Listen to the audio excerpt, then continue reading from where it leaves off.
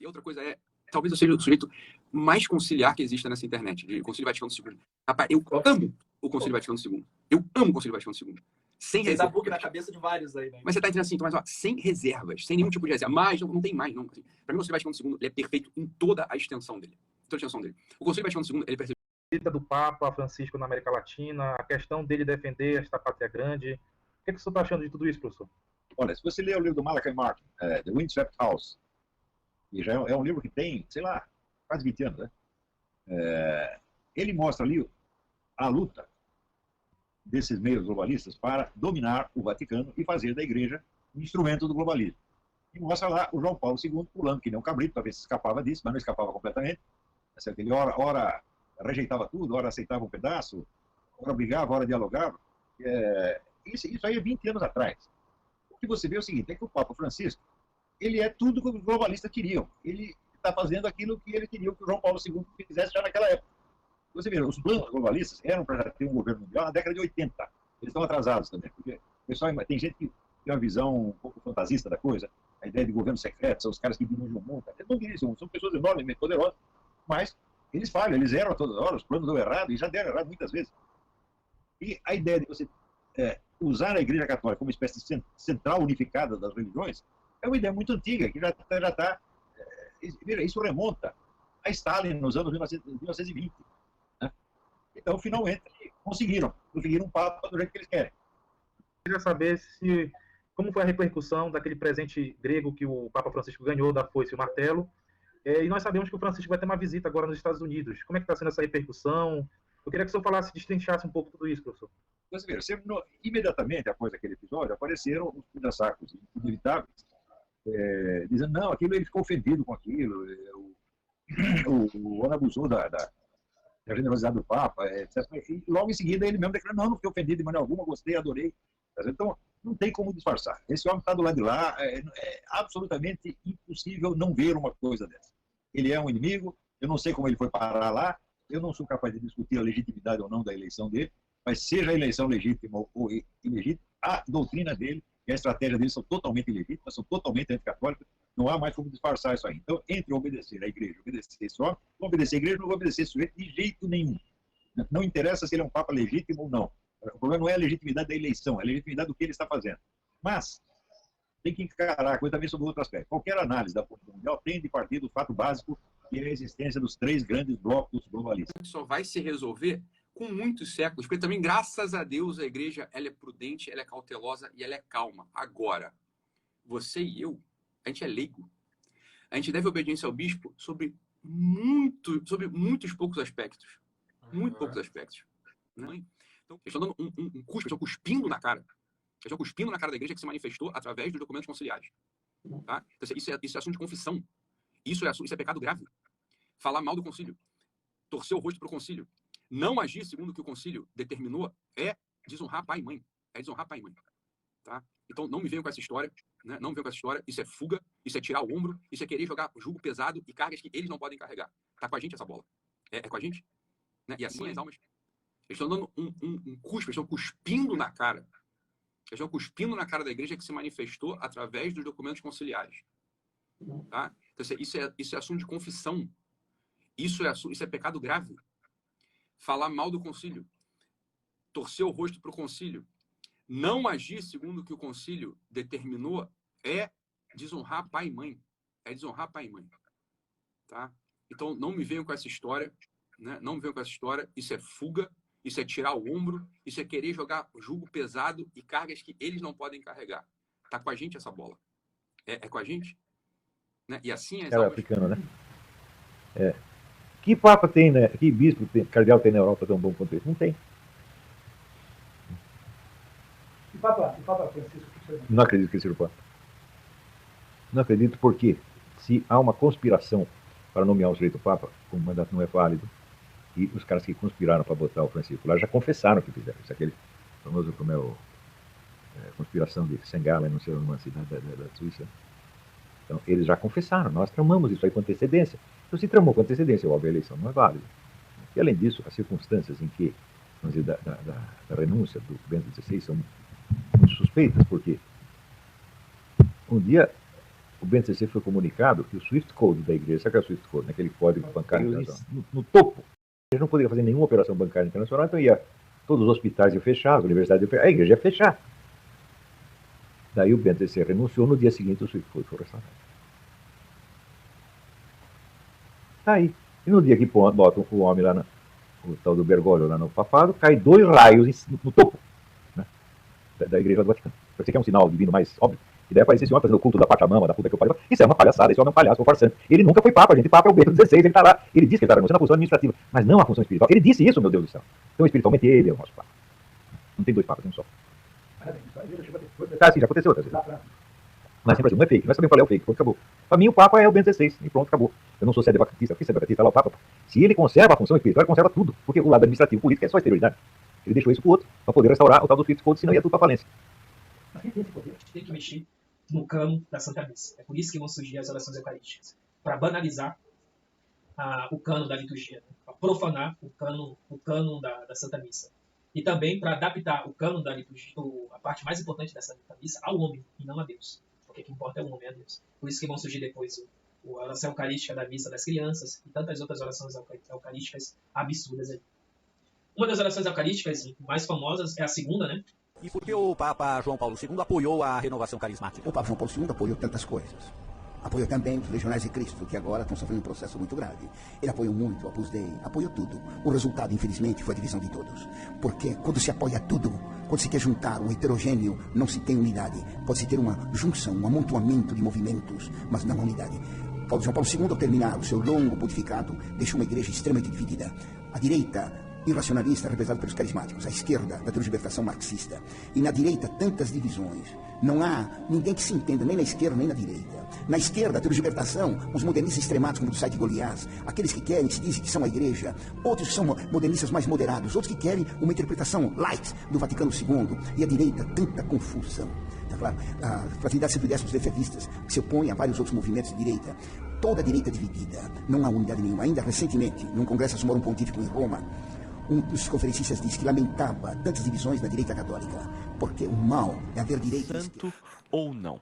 Paulinho é o psiquiatra Ítalo Marcilli, que tem um trabalho bem influente nas redes sociais, tá junto, né, disso justamente para pedir a canonização do escritor. Conta pra gente. Vamos lá, essa história é boa. E Ítalo Marcilli, ele tem 1 milhão e 600... Um magistério ordinário e uma verdade ensinada sempre na igreja, não? O que é fazer? É legítimo suspender prudencialmente o assentimento a esse ensinamento novo e até mesmo fazer uma correção filial, no caso de um leigo, ou fraterna, no caso de um bispo, ao pastor que está ensinando essa novidade que vai em contradição com o ensino tradicional. Em casos graves, é até legítimo resistir publicamente aos pastores quando esse silêncio obsequioso ou uma resistência puramente privada fossem insuficientes.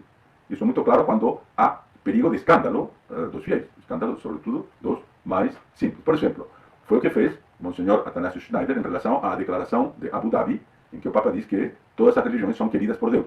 Primeiro lhe enviou uma carta, depois teve uma visita ad limina e falou com ele privadamente, depois divulgou aquilo que tinha conversado, porque o próprio Papa tinha dito de fazer isso, mas depois, como o Papa não corrigiu a declaração, ele publicamente mostrou sua desconformidade, dizendo que isso é contrário ao ensino tradicional da igreja. Então, para evitar justamente o escândalo dos fiéis.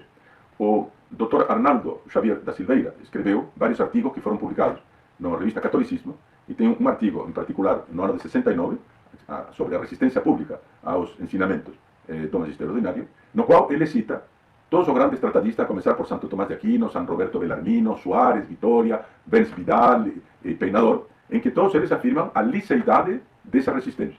Por exemplo, Santo Tomás, o que diz Santo Tomás? Diz, havendo perigo para a fé, os prelados devem ser arguidos até mesmo publicamente. Assim como São Paulo arguiu publicamente São Pedro diante de todos. Isso é o próprio São Paulo que contou isso na Epístola aos Gálatas, capítulo 2, dos versículos 11 a 14. Então, Santo Tomás comenta que a repreensão foi justa, porque São Pedro a merecia, e o modo foi conveniente, porque foi público, já que o erro de São Pedro tinha sido público também. Então, evidentemente que, diante de todas essas novidades do Sínodo da Amazônia, a paganização da igreja, a destruição da estrutura hierárquica da igreja, nós temos que rejeitá-las y vamos a resistir. Vamos a ser tratados de fundamentalistas, duros de coração, rígidos, doutores da lei, etc. Uma entrevista vira quase uma encíclica, né? A pessoa antigamente não se tinha isso. Essa missão que eu te dei, então se muito foi, né, de um pastor, por que ele não estaria em desacordo com a igreja? O que ampara esse leigo para fazer isso? O próprio catecismo da igreja. Então, o catecismo da igreja tem um parágrafo específico sobre a importância dos leigos exporem as suas preocupações quando eles percebem um erro na condução da igreja por parte do clero, sejam sacerdotes ou os bispos. O 907 eu tenho até aqui. O que o parágrafo vai dizer? Os fiéis, segundo a ciência, a competência e a proeminência de que desfrutam, têm o direito e mesmo por vezes o dever de manifestar aos sagrados pastores a sua opinião acerca das coisas atinentes ao bem da igreja e de a exporem aos restantes dos fiéis, salva a integridade da fé e dos costumes. Né, exercido sob a cátedra de Pedro, tratando de fé e de moral, né, obedecendo requisitos para se tornar uma verdade de fé inegociável e inquestionável, né, que é um magistério extraordinário, né, do Papa. Então as pessoas precisam entender isso primeiro. Então, por exemplo, as pessoas vão no padre, vão confessar no padre, né, e depois nos procuram. Eu tenho certeza, Álvaro, que você vive isso aí. Uhum.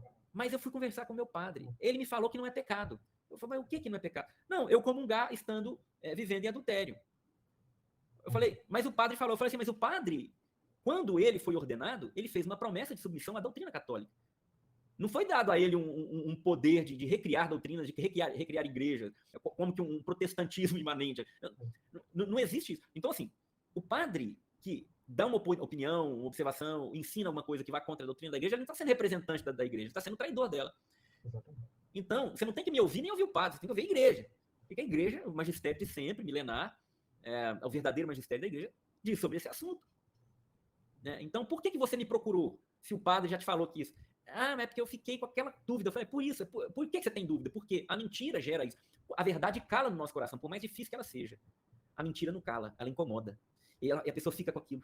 Putz, cara, mas o padre liberou. Tá, mas eu vou perguntar para outra pessoa, porque lá no fundo a pessoa sabe que não é possível que isso seja certo. Se chama consciência, isso é uma graça do Espírito Santo em nós. Né? Então, quando nós percebemos algumas coisas, algumas incongruências de pessoas, de pastores, de bispos, de padres e tal, não é errado você corrigir isso. Álvaro, exatamente, fala um pouco para nós sobre essa questão. Qual que é o dever do fiel diante de um erro claro que está ali de doutrina? Primeiro, justamente, Tiba. Então, a primeira coisa, quando nós analisamos a história, o que nós vamos ver é que os momentos em que a igreja mais sofreu foi com traições dos seus próprios filhos. A começar por Judas, que era um dos apóstolos. E pela segunda maior crise da história da igreja, que foi o arianismo, que foi começado por um sacerdote ário que negava a divindade do nosso Jesus Cristo e que rachou a Europa ao meio. E também com a terceira, eu diria, maior crise da história da igreja, que foi a Revolução Protestante, iniciada por um monge agostiniano, que era Lutero. Então, as grandes crises da história da igreja começaram com pessoas que eram sacerdotes ou bispos católicos ou religiosos, e em algum momento eles apostataram. Então, como bem dito, Tiba, a gente precisa entender que sacerdotes e bispos eles podem cair, e até o Papa pode errar. Então, a gente precisa entender qual é a doutrina da igreja sobre o assunto. E ela foi muito bem explicitada durante o Concílio Vaticano I, que vai dizer que o Papa ele é infalível em questões muito restritas. Certo? Então, ele precisa estar falando sobre fé e moral, como um doutor ex-cátedra para a Igreja Universal. Se uma das 4 condições não é cumprida, ele pode errar. Por exemplo, se ele escreve uma carta privada para alguém, ele pode cair no erro. Se ele não pretende animatizar uma posição contrária, nem falar como doutor universal, mas como simples intelectual, ele também pode cair no erro. Porque, vejam que, como um pequeno erro, ele pode acabar se tornando um grande problema. Então, por exemplo, eu vi uma pessoa aqui pedindo mais de uma vez para a gente falar sobre o sedevacantismo. Da onde que nasce o sedevacantismo? Ele nasce de uma incorreta compreensão do que é ser o vigário de Cristo. Porque para o sedevacante, o Papa é como se ele fosse um deus. Ele não pode errar em lugar nenhum. É como se fosse uma papolatria. O Papa é mais do que Cristo disse que ele deveria ser, o vigário, né? O custodiador da igreja, o sinal de unidade da igreja. Mas, então, se para o sedevacante o Papa nunca pode errar, aí ele olha para a realidade. Não, mas o Papa errou. Então o Papa errou em uma determinada questão. E aí, porque isso é facilmente comparável. A gente está falando aqui, olha, a gente precisa bater com o que a igreja sempre ensinou. Se o bispo diz algo, o outro está errado. Se o padre diz algo, o outro está errado. Se o Papa disse algo, o outro está errado. Agora, para o sedevacante, o Papa nunca pode errar. Então, se o Papa nunca pode errar, a sede está vacante. Então, veja que o erro do sedevacantismo nasce do erro da papolatria. E aí, é interessante, muitas pessoas não sabem o que é sedevacantismo. É uma linha que acredita que a sede de Pedro, na cadeira do Papa, está vazia, né? Que não há um sucessor legítimo ali. Estamos sem Papa. Na prática é isso, viu, pessoal? Muita gente não sabe. Eu recebo essa pergunta maneira muito corriqueira aqui. Pode continuar, Álvaro. Então, é isso. Agora, o que acontece? O problema é que, vejam, como a gente viu, as escrituras, tanto como Lucas quanto o Tessalonicenses Apocalipse, ele fala numa apostasia geral. Então, o apartamento da doutrina da igreja deve ser cada vez maior. Então, a tendência é que, ao longo do tempo, a gente comece a ver os erros se proliferarem. Então, até Pio XII, um erro de um papa era uma coisa que... É engraçado que quando tem essas disputas, você vê... não, o papa já errou na história. O esforço que a gente precisa fazer, quanto católicos, para procurar um exemplo de um papa que está errado na história, é abrupto. Eu sei que você já percebeu quando essas discussões são sempre 2 ou 3 exemplos e os mesmos. É a questão do São Paulo, que repreendeu São Pedro na questão dos judaizantes. Aí depois pula vários séculos. O Papa Libério ali foi a favor do arianismo, aí uma carta privada sim ou não. Aí uma discussão que não tem fim. Aí pula mais 500, 600 anos e aí a gente chega ao mundo moderno. Mas era muito raro. Era muito raro por 2 motivos. Em primeiro lugar, porque a doutrina era segura, né? Ainda que tivessem inimigos externos, a igreja estava muito saudável ainda, né? Uma doutrina segura. Hoje você tem 2 problemas. O problema da confusão generalizada e o problema dos meios de comunicação. Então, se antigamente os papas só se pronunciavam publicamente de forma solene, hoje, qualquer momento, é isso que você falou, uma entrevista de avião vira uma oportunidade de posição. E aí junta as 2 coisas... Vira quase uma encíclica. É um caos. Uma entrevista vira quase uma encíclica, né? A pessoa Antigamente não se tinha isso. Você ia saber o que o Papa se falou depois de não sei quantos meses que chegava no seu país, na sua paróquia. Né? É um documento que viajava e que para chegar era desse jeito. Então são 2.000 anos dessa forma, nesse formato. E de repente agora nós vemos isso mudar. Isso confunde a cabeça das pessoas, de fato. Isso é um perigo, né? Agora, mas não é novo essa questão dos pastores também pisarem na bola, né? Como o Álvaro disse. Né? Jeremias já vai avisar. Essa é uma passagem de Jeremias 23. Entrou dentro da igreja. E entrou onde? Entrou o espírito mundano de que jeito dentro da igreja? Pelos leigos. Entrou o espírito mundano de que jeito dentro da igreja? Foi nos catequistas? Foi os ministros da comunhão? Foi através dos cenáculos do movimento sacerdotal que entrou o espírito mundano da igreja? Não! Nossa Senhora diz como foi que o espírito mundano entrou dentro da igreja.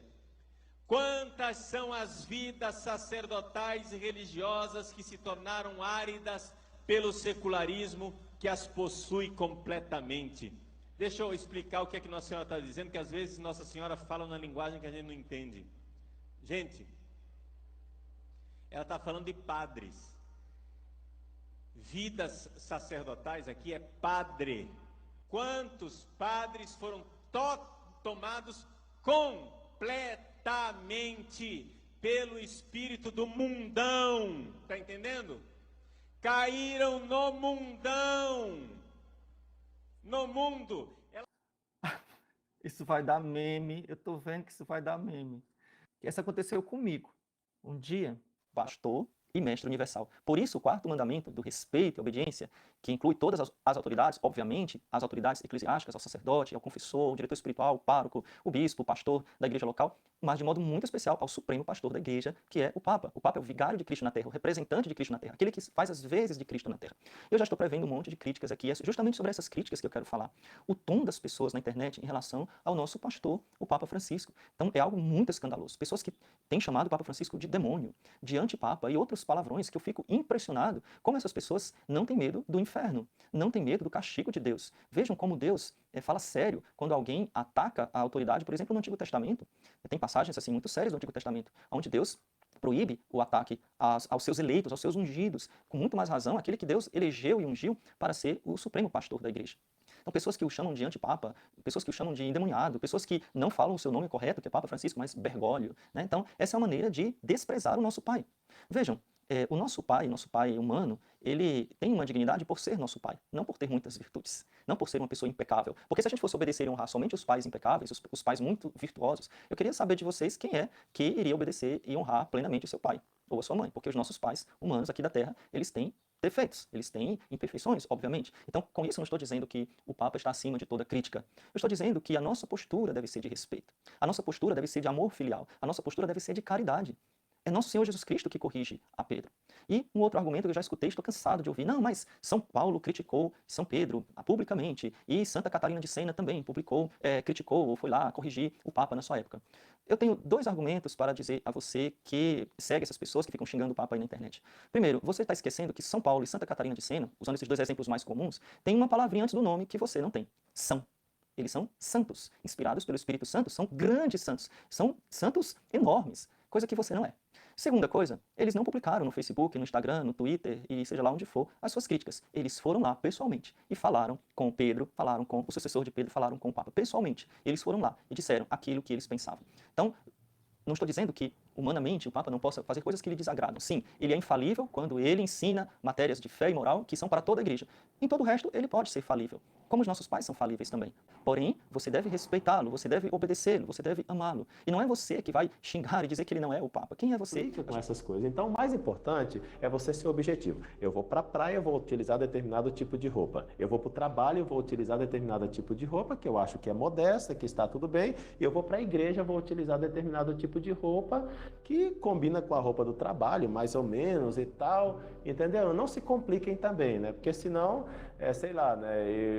Eu como padre gosto de correr. Meu esporte é correr. Então, eu coloco uma bermuda. Se eu for ficar pensando que, porque colocou a bermuda, vou mostrar as minhas 2 canelas. Então, isso é perigoso para alguém que vai ver minhas canelas. Por amor de Deus, né? Seria uma complicação terrível, né?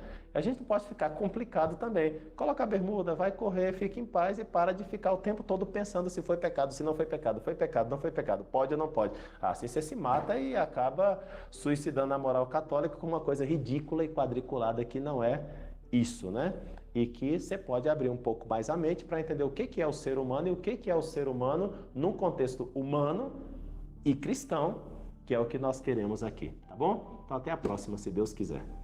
Nós estamos mantendo a verdade, nós estamos mantendo o direito, nós não estamos tirando a verdade do contexto, mas nós estamos aprofundando nessa verdade. E percebemos o seguinte, é a pessoa que tem direitos, logo, a pessoa, na sua consciência, ela tem que seguir o juízo da própria consciência, mesmo que esse juízo de consciência seja errado num determinado momento.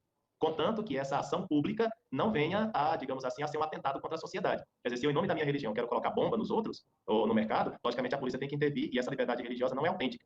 Mas enquanto não prejudica o bem comum, eu tenho que respeitar a consciência das pessoas, porque as pessoas são sujeitos de direitos. E o que acontece aqui? Eu não posso impor a fé por 2 motivos. 1, porque a fé é dom de Deus. É Deus quem dá a fé. 2, as pessoas são livres. Se uma pessoa quiser pecar nesse exato momento, certamente Deus não vai mandar um raio na cabeça dessa pessoa para impedir essa pessoa de pecar. Não, Deus vai permitir essa pessoa pecar. Se até Deus permite uma pessoa pecar e não manda um raio na cabeça para destruir essa pessoa, então se até Deus permite, como é que eu não vou permitir uma pessoa viver na sociedade buscando a verdade, mesmo que ela não tenha conseguido ainda a verdade? Não vou destruir essa pessoa, não vou inibir essa pessoa, não vou proibir o culto religioso que até agora ela chegou e que ela pensa que é verdadeiro, por mais que não seja. Então, por isso, o tema da verdade religiosa é um tema de compreensão do que é a pessoa humana, sem dúvida alguma, que ajuda muito as filosofias personalistas, ajuda uma compreensão da teologia do que é a pessoa humana, os direitos humanos, e sem dúvida alguma, depois João Paulo II vai contribuir muito com relação à teologia do corpo, né? João Paulo II já estava no concílio, como Karol Wojtyla, né? E ele se interessa muito pelo tema, inclusive no documento sobre a Gaudium et Spes. O que é que ensinava? Durante 2000 anos, o que é que a igreja ensinou? A igreja não ensinou nada disso que ele está dizendo. Muito bem, então vou obedecer a igreja. Vou obedecer o magistério de sempre. É assim que a igreja sempre funcionou. Porque as pessoas acham que os papas são deuses, que os papas podem decidir o bem e o mal. Não, gente, isso daí, quem decide o bem e o mal, quem é senhor do bem e do mal, não é? São os marxistas, os relativistas, o pessoal da ditadura, do relativismo. Os papas não são isso, os papas são servos da verdade. Né? E se lá no século X, algum papa ensinava alguma maluquice, como aconteceu, né? Acho que foi o Papa João XXII, que ensinou que as almas, depois de mortas, não viam Deus face a face. Negou a visão beatífica. É evidente que todo mundo, quando ouviu isso, os cardeais, os bispos, todo mundo disse, burro, vai estudar a doutrina da igreja. Né? Aí o Papa se arrependeu e no leito de morte disse, gente, essa bobagem que eu falei, vocês esquecem, tá?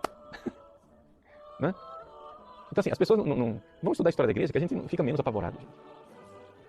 Do cardeal Bergoglio. E vamos começar a conhecer o Papa Francisco. Por várias razões. A primeira delas é que nós precisamos crer. Sim, crer. A eleição do cardeal Jorge Mário Bergoglio nos surpreendeu a todos, claro. Mas uma vez que ele apareceu na sacada de São Pedro, nós precisamos ter fé e dizer, tu és Pedro. Tu és Pedro. Fé no invisível. Fé na graça que ele recebeu ao ser eleito. Agora, vejam, para ninguém me acusar de ingenuidade. É evidente que um Papa que recebe a graça pode ou não colaborar com a graça. Pode ou não fazer as coisas bem feitas. Mas vamos ser objetivos. Todos os papas cometem erros. O Papa ele é infalível só num pequeno aspecto muito específico, mas ele não tem infalibilidade pastoral, ele não tem infalibilidade de governo. Na questão pastoral e na questão de governo, ele deve contar com a graça de Estado e ser dócil a ela, e serão as suas virtudes humanas que irão possibilitar que esta graça de Estado, não é, haja ou não. Porque ele pode... Deus opera e o homem coopera. Ou então Deus opera e o homem resiste. Então, vamos entender muito claramente quais são os passos espirituais que nós precisamos dar. É por isso que eu falei no início desse programa que nós precisamos fazer esse programa de direção espiritual. Quais são os passos espirituais que nós precisamos dar com relação ao Papa Francisco? Primeiro, crer. Crer. Segunda coisa, nós temos que baixar o escudo, baixar as armas para realmente ouvir o que Deus pode estar falando através deste homem, mas nós, nos nossos ouvidos moucos, armados que estamos, não estamos ouvindo. Vamos ouvir um conselho que Bento XVI nos deu. Primeiro volume. Nada o suficiente.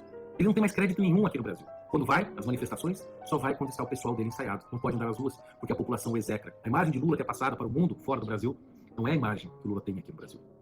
Quem ser manchado, querido Papa Francisco, não é o Lula, é o senhor, é a igreja. A sua batina branca, suas vestes brancas são manchadas de vermelho. E não é vermelho de sangue. Não é o vermelho da veste cardinalícia, que simboliza a aptidão, a vocação para morrer pela igreja, mas é o vermelho da corrupção, é o vermelho do aborto, é o vermelho da ideologia de gênero, é o vermelho do comunismo, é o vermelho das ideologias que colonizam, sim, a mente das pessoas, como o senhor próprio já criticou tantas vezes. O povo não pode se calar. Eu não posso me calar.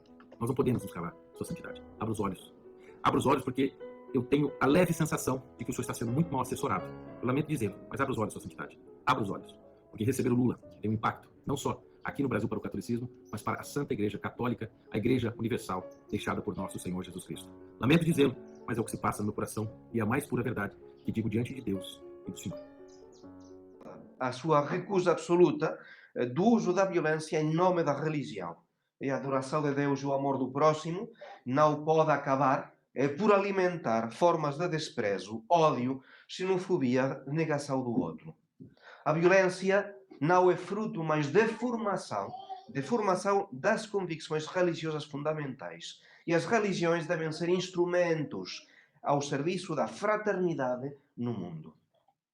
Nesta sua reflexão, Francisco confessa ter-se sentido motivado especialmente por São Francisco de Assis, a quem deforma completamente, porque o apresenta como instrumento de paz e de não. São Francisco de Assis foi converter o sultão e aceitava as cruzadas, não era contrário às cruzadas. Aqui fica como uma figura fora do bem e do mal.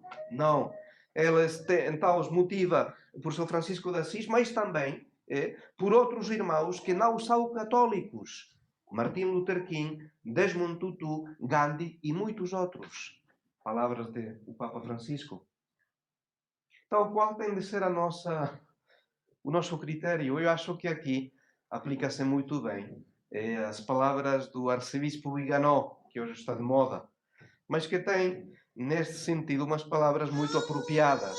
Ele diz, desta encíclica, uma leitura rápida do texto nos induziria a crer que ela teria sido escrita por um maçom, não pelo vigário de Cristo. Tudo o que se contém ali é inspirado por um vago deísmo e por um filantropismo que nada tem de católico. A dimensão sobrenatural é totalmente ausente, assim como é ausente a referência à necessidade da pertença ao corpo místico de Cristo, que é a Santa Igreja, para poder conseguir a salvação eterna. Há aí, antes, uma gravíssima deformação do conceito de fraternidade. Para o católico, ela é possível apenas em Cristo, se houver Deus como Pai mediante o batismo, enquanto que para Bergoglio, realizar-se-ia apenas pelo facto de pertencer à humanidade. Será que dizer que esta encíclica seria, se calhar melhor, estaria redigida por um maçom, será uma frase muito excessiva?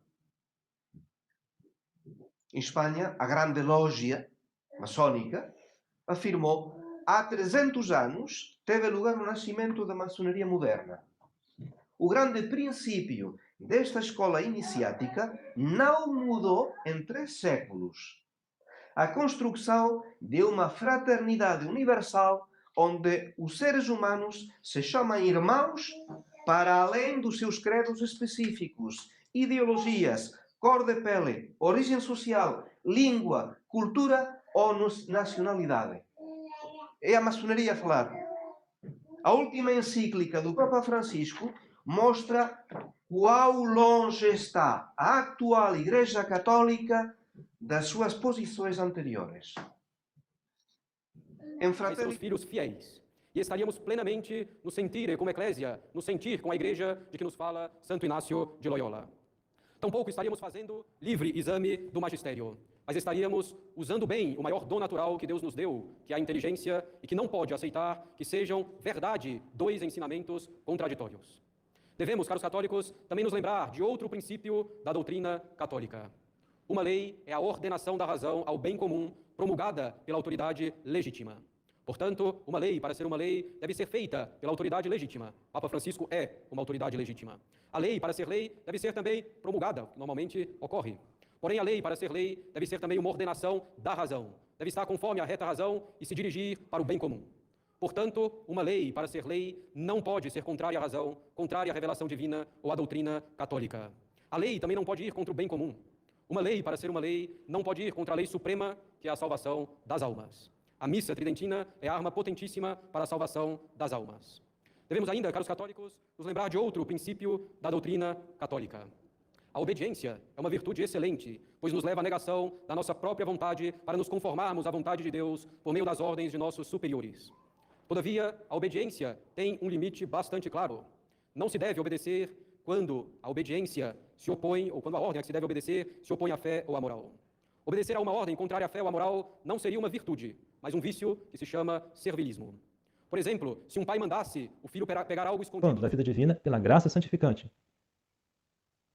E para isso precisa, normalmente, da doutrina correta, da fé correta, da submissão da nossa inteligência ao que Deus revelou. Deus também quis revelar e quer que nós aceitemos o que Ele revelou. Não podemos recusar o que Ele revelou. Assim como não podemos recusar a ordem sobrenatural que Ele quis nos dar, não podemos recusar a doutrina que Ele quis nos dar também. E por isso, cada um com a sua fé, cada um com a sua convicção, não. Isso é uma revolta contra Deus. É uma rejeição do que Deus nos deu pela doutrina. Então a fé, essa submissão, essa doutrina. E se não há essa submissão, não é fé, na verdade. Pode se chamar por extensão. Mas o significado preciso da palavra fé, não é fé. Essas convicções de verdades ou de erros que não são revelados. Não é a submissão da nossa inteligência às verdades reveladas por Deus.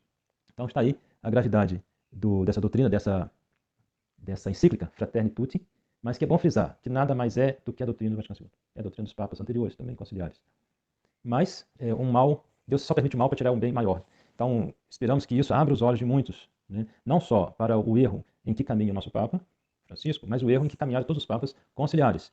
E o erro em que esteve o Vaticano II, a Concílio Vaticano II, os documentos do Vaticano II. São fundados nessa ideia do humanismo, antropocentrismo, esse amor de si mesmo sobre todas as coisas, que se opõe radicalmente ao amor de Deus sobre todas as coisas, que é o primeiro e maior mandamento, somente através do qual podemos nos salvar.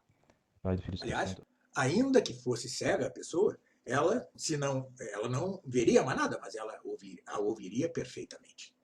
Ou seja, quando os fatos são de tal modo evidentes, não podemos negá-los. Pois bem, aquilo que é difícil em geral quanto ao Concílio Vaticano II e quanto ao conjunto de seu magistério, né? O magistério chamado conciliar, hoje pode ver-se por indução. Por indução. Assim como vemos uma manada de elefantes passar. Falo, naturalmente, de Francisco, do Papa Francisco. Os erros teológicos de Francisco são tão evidentes que equivalem à passagem de uma manada de elefantes. É tão evidente que ele diz heresias, uma atrás da outra, que são como uma manada de elefantes, uma manada de heresias diante dos nossos olhos, em todos os campos. No campo, quanto ao sobrenatural, quanto ao natural, quanto à lei natural, quanto à lei divina positiva, quanto à lei natural, quanto à filosofia, a filosofia que embasa a teologia.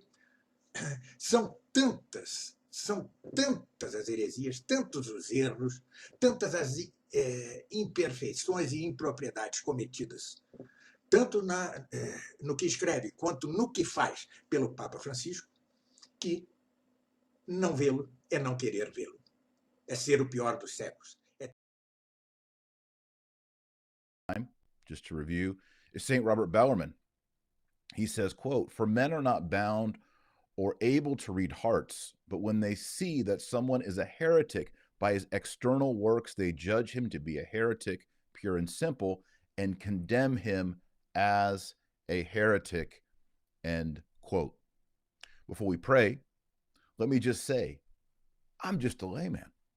I'm not a priest, I'm not a monsignor, a bishop, archbishop, cardinal, or pope.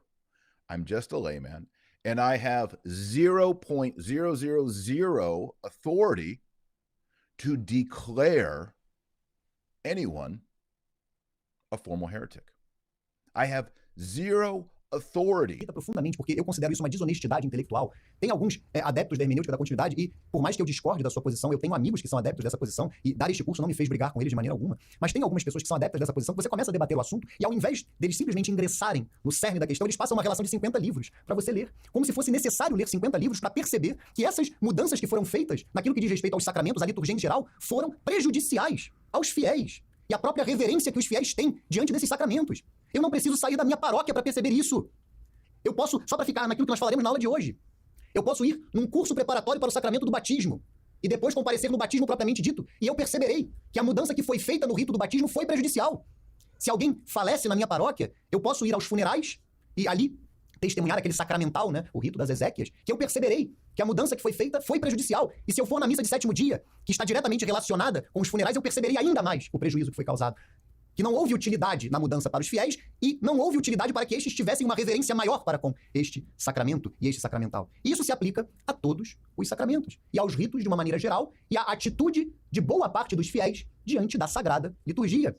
Eu tenho insistido muito nisso durante esse... Simplesmente, ele não fabricou aquele ritual, ele reconheceu, ele tem autoridade para reconhecer, mas como fala o Monsenhor Klaus Gamber, nenhum papa pode criar um rito, né?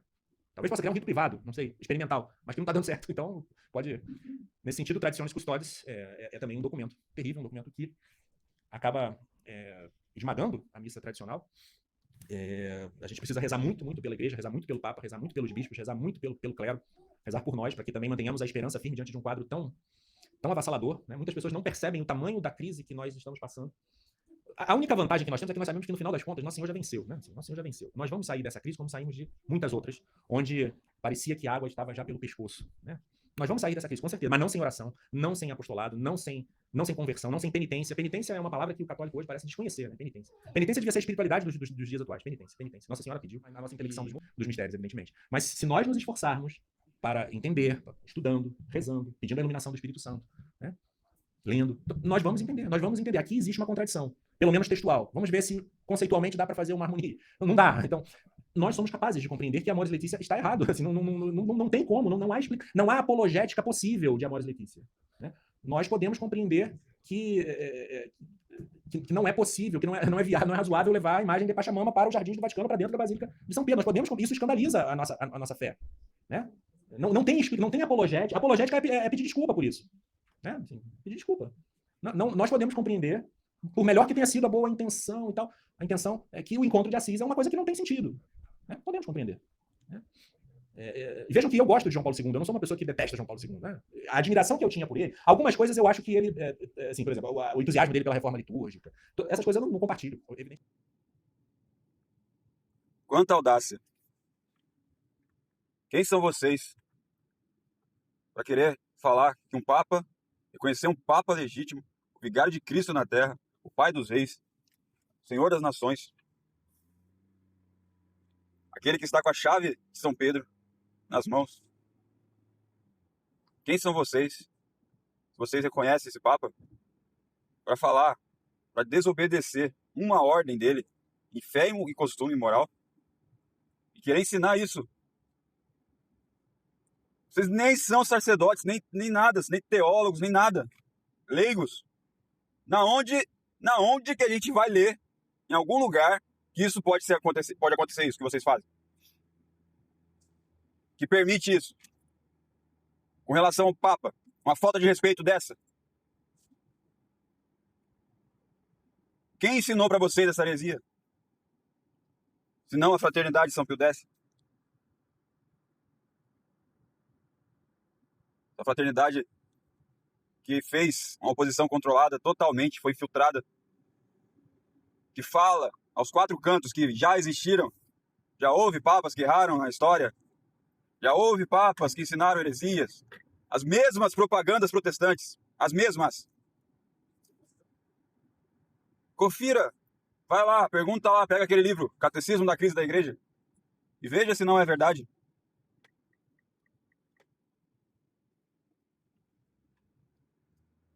Veja com seus próprios olhos. E agora querem, a todo custo, legitimar esses hereges no poder. Isso é um absurdo. O lema que vocês seguem é o mesmo lema do diabo. É o mesmo. Vocês vão continuar seguindo o lema do diabo. O diabo reconhece a Deus, ouviu os seus mandamentos, ouviu as suas obras. E o que ele disse? Não servirei. Não servirei. É o que vocês fazem. Só há uma solução católica possível. É que esse homem que está aí é um herege. Não há nenhuma legitimidade nele. E por isso, como ele não é um católico, como ele não é uma autoridade legítima, aí sim o que nos ensina a igreja a combater os hereges com toda a força, com todo o vigor da fé, com toda a virilidade, aí sim vocês estão corretos. Quando vocês não reconhecem nesse homem a autoridade de São Pedro, o Papa. E lembre-se que Nossa Senhora de Fátima, na aparição dela, foi no mesmo dia São Roberto Bellarmino. E vocês devem estudar mais São Roberto Bellarmino, que é a base do sedevacantismo. Uma das bases. Parem com essa posição errada. E mudem logo, porque Deus quer. Deus vult. Deus o quer. Nós façamos a posição não reconhecer e denunciar tudo que esses malditos hereges fizeram na Igreja Católica. Todos os planos desses maçons, das pessoas infiltradas, esses comunistas que estão aí na Igreja Católica, só para ter poder, ter dinheiro, ter os meios para promulgar seus planos a nível mundial e abandonar a fé completamente, abandonar as ovelhas completamente, matar as ovelhas como lobos vorazes. Lobos vorazes. Em cada cidade, em cada capela que você vá, hoje em dia, em cada uma, você vai ver lá heresias, você vai ver lá má doutrina, comportamentos não católicos. E Deus o quer. Tomamos essa posição correta. Salve Maria. Quem vos falou, quem vos fala, é o Dr. Yuri Maria, do Apostolado de São Lucas. São José, rogai por nós. Amém.